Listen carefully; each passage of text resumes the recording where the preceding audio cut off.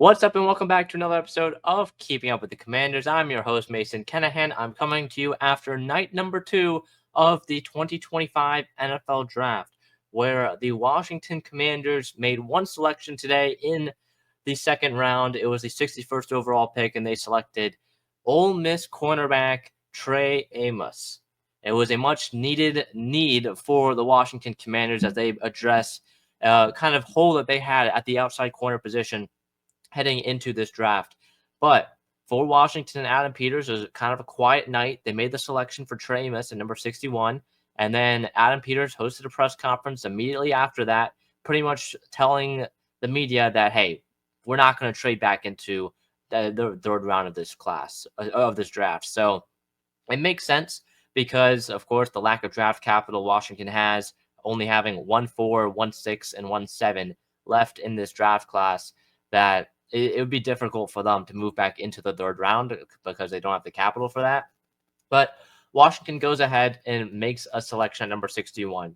There were some questions about, was Washington going to trade down from this selection? And Adam Peters talked about that in his post-pick press conference, where he said, hey, Trey Amos, similar to yesterday when we were talking about Josh Carnley and how Carnley was someone who, if he was there at number 29, the Commanders and Adam Peters said he was going to pick him. Now they were getting fielding trade down offers, of course, for pick number 29, but Connolly fell to them from their mind. Connolly fell to them, so they were able to make the selection. Peters said in his press conference today that going into pick number 61, there were two players, Trey Amos and one other mystery player, where if they were on the board at number 61, they were going to select him. If both of those players were not on the board at 61, they were going to trade down with a different team. And they were getting trade calls to trade down, of course. But at the end of the day, they decided to select Trey Amos, the cornerback out of Ole Miss. This is a pretty big pick for Washington, especially in just reboosting and rebuilding that secondary. This has been something Washington has kind of been doing over the last year or so since Adam Peters took over.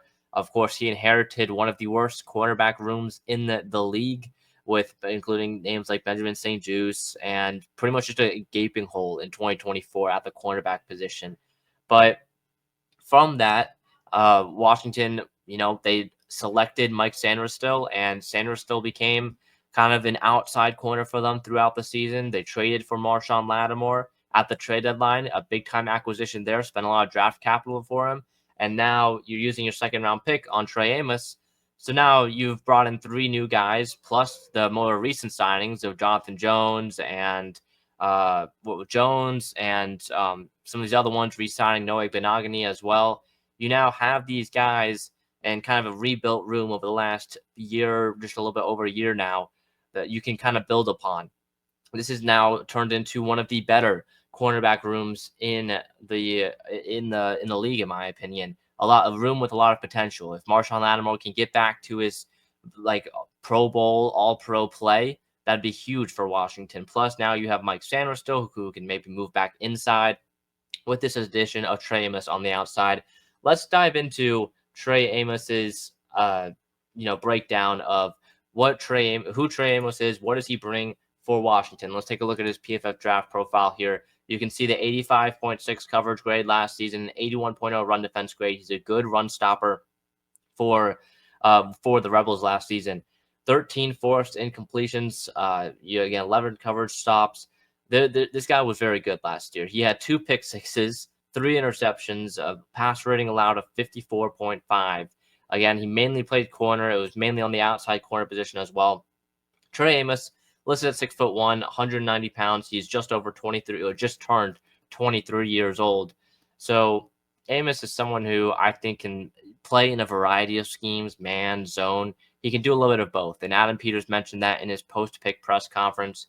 And that's something I think Washington is going to look to see and play Amos in both of those coverages. They're going to play both man and zone. And I think Amos can thrive in that. He's a lengthy cornerback, again, 6'1", 190, which again, 6'1" is like in the 70th plus percentile. Great length for corner, in my opinion. He's got great ball skills and timing on his jump. soft footwork off the snap. I was very impressed. He's got some very good instincts and field vision as well, especially when he's in zone coverage. I love that out of him. I think he's a better zone coverage cornerback than he is man coverage or press man coverage, but still he can play a little bit of both. I also think he passes off receivers to his teammates mid play very well in zone coverage. Some things I think he can work on. He doesn't have elite level speed to keep up with a lot of these threats. Maybe playing man coverage with these crossers and all of that. I think he can also get turned around pretty easily on some deeper routes.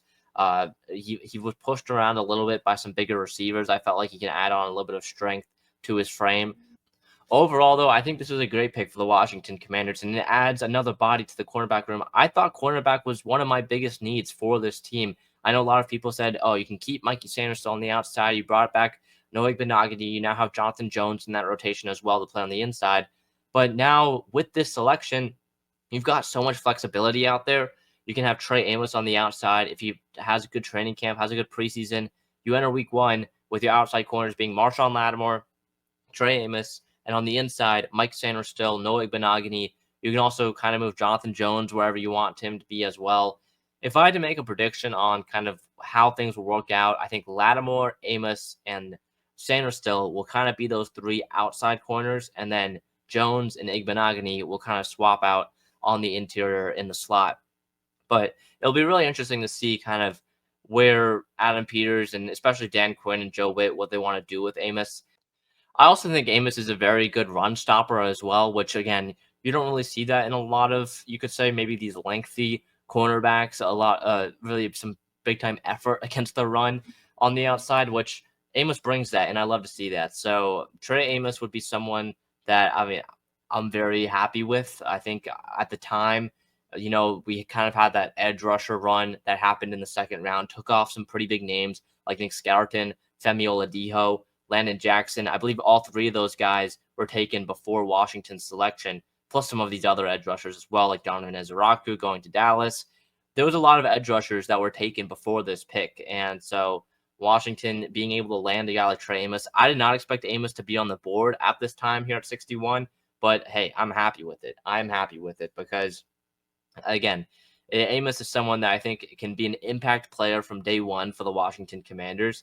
And I think watching back maybe the behind the scenes and how things, the war room videos that you see on the team's YouTube channels. We saw the one with the Commanders last year, and Washington and Adam Peters, they had that Commander tag that became famous within the Commander fan base.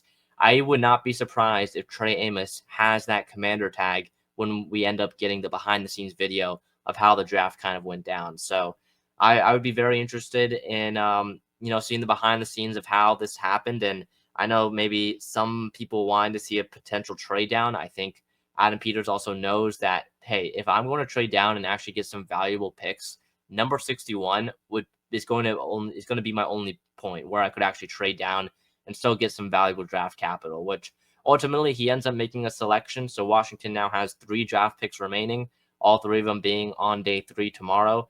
So we'll have to wait and see, of course, what Washington ends up doing, or do they just straight up pick at all 3 of those selections? I'd kind of be a little bit surprised if they do.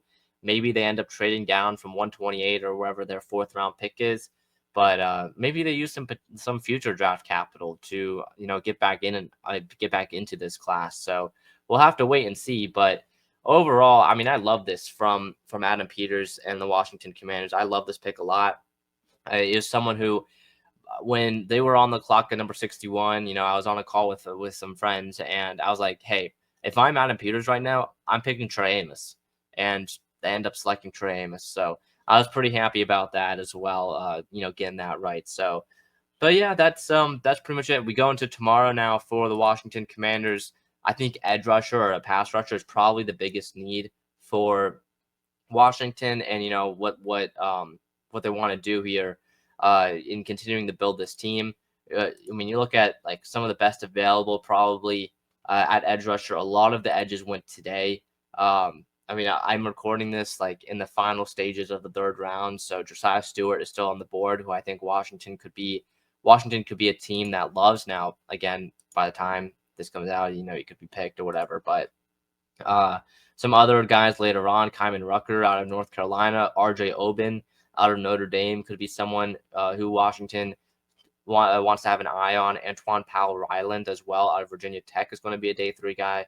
So there's still some names at the edge rusher position, but maybe they do go with someone like at 128 and they don't trade back. Maybe 128 is the pick where they'd go with an edge rusher. So wide receiver maybe is also another position they could go with later on. A Ricky White out of UNLV, Arian Smith out of Georgia, Elijah Badger out of Florida, or Chimere Dike as well.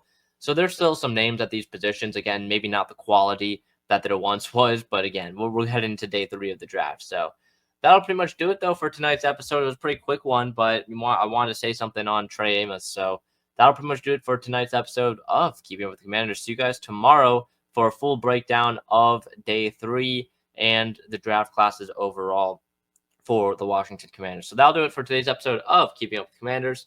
See you guys in the next one. Peace.